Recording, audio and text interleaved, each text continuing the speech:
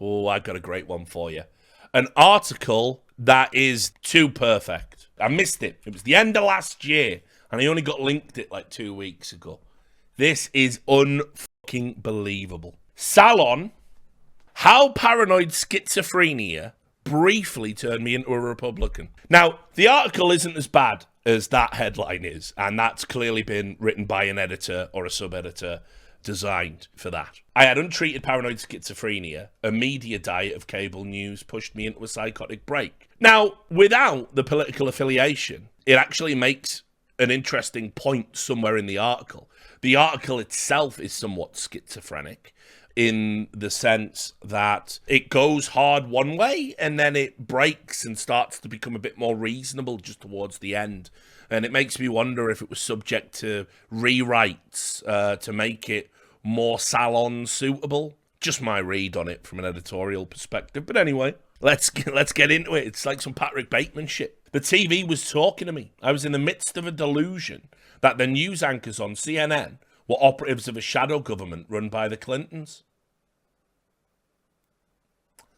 Yeah, delusion. Every time I crossed the living room of my father's dingy basement apartment, their heads followed me, and the news anchors interrogated me about my role in the Russian investigation. Now, this is bad. This is, something's wrong here. I remember, obviously, I've been around people when they've had schizophrenic episodes.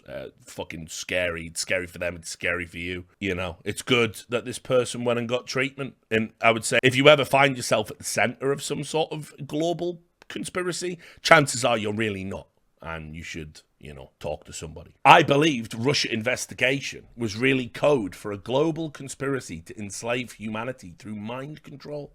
President Donald Trump and the Republicans were secretly working to overturn the shadow government and end the deep state program. Targets of torture like me would be set free. Now, I don't remember any of this being on the news, right? So I do want to clarify this is the illness speaking, because not even Newsmax is running that one. Not even them. So I turned the channel to Fox News. They repeated over and over that Hillary Clinton was a criminal. Even though I was a Democrat and had voted for Bill Clinton twice, I mailed in the form to join the Republican Party. Then I faxed evidence to the Russian consulate and sent a letter to the CIA offering to cooperate in the investigation. Yeah, these are all really bad signs, and I don't think you can blame Fox. What I didn't know was that I was in the advanced stages of untreated paranoid schizophrenia. I was experiencing a psychotic break from reality.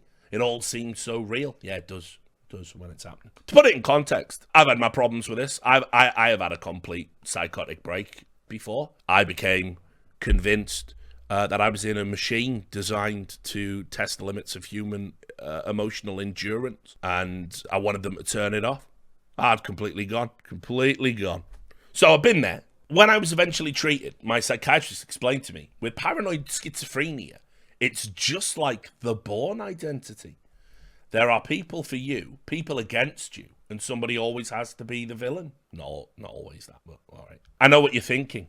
Thank God they have medication for these people. Not thinking that. I'm happy you got treated. Good. What I'm intrigued about is how you're going to link it to being a Republican and why it's being framed that way. Now, I wonder, is the average American so different from me?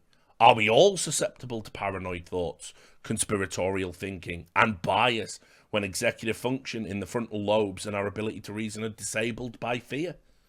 Terrified by a global pandemic, there are people who believe Bill Gates is an evil mastermind who engineered the coronavirus with plans to depopulate and microchip the world's population while profiting in the process. Anti-vaxxers refuse. I mean, there's not many of them, is there? Like, I have heard that, but not.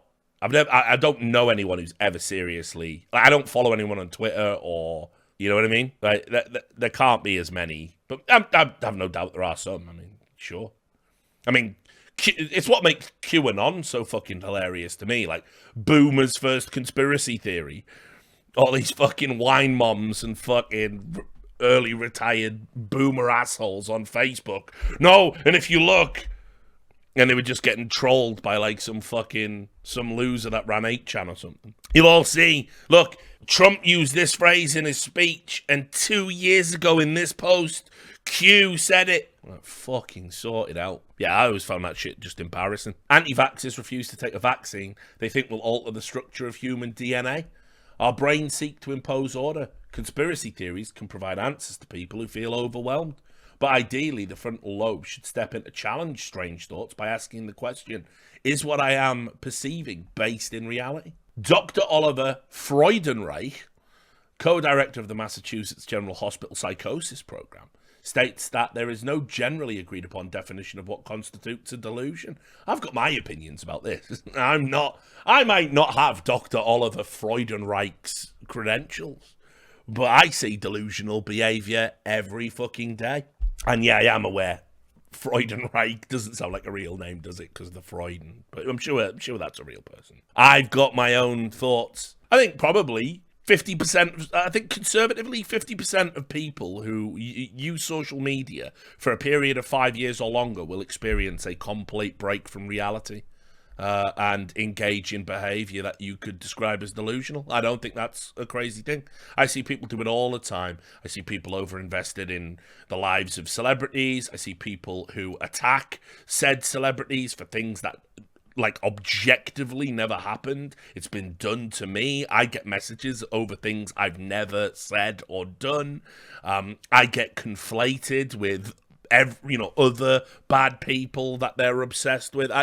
Delusional behavior just seems to be par for the fucking course if you spend long enough on the internet.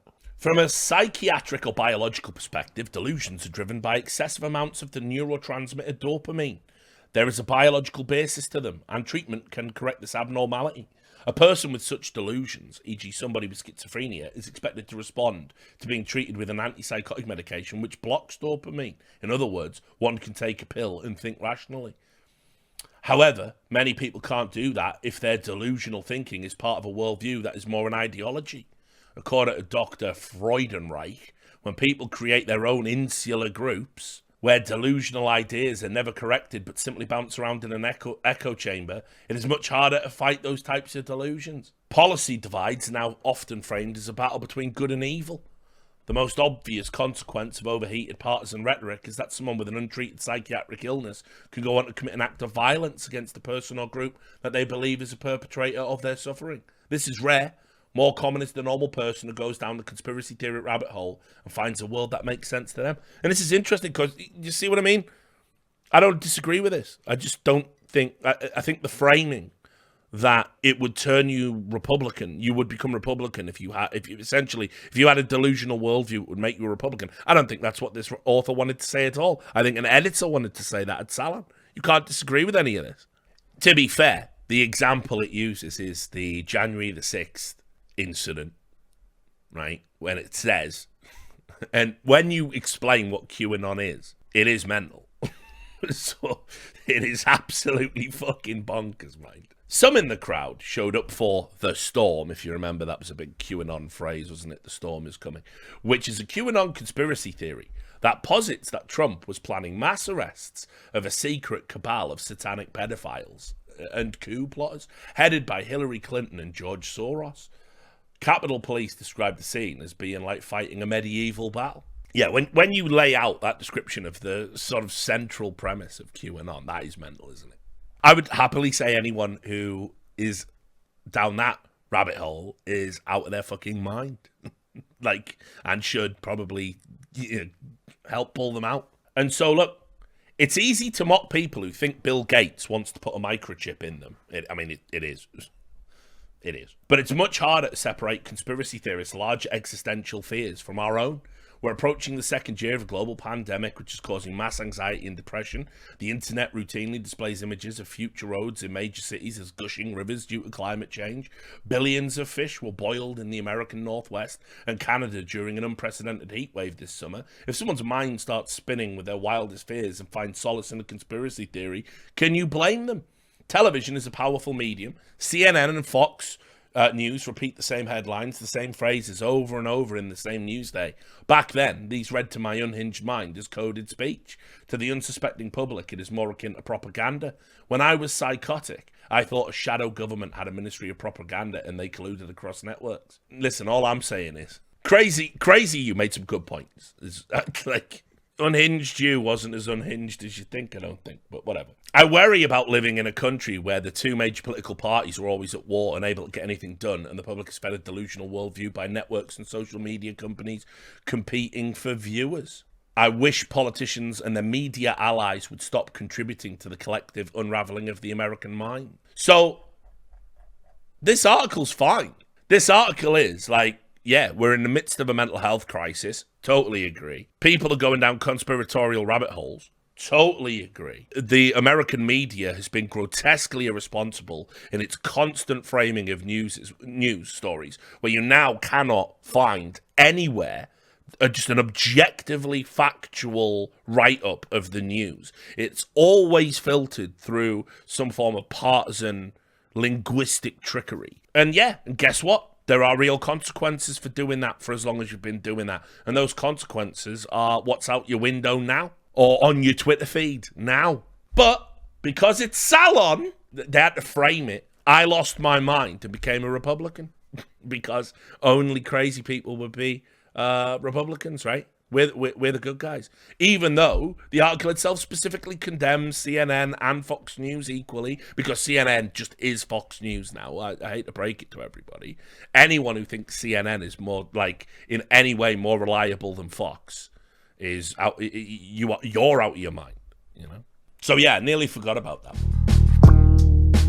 I let you off once before, but you still got the nerve to come back here and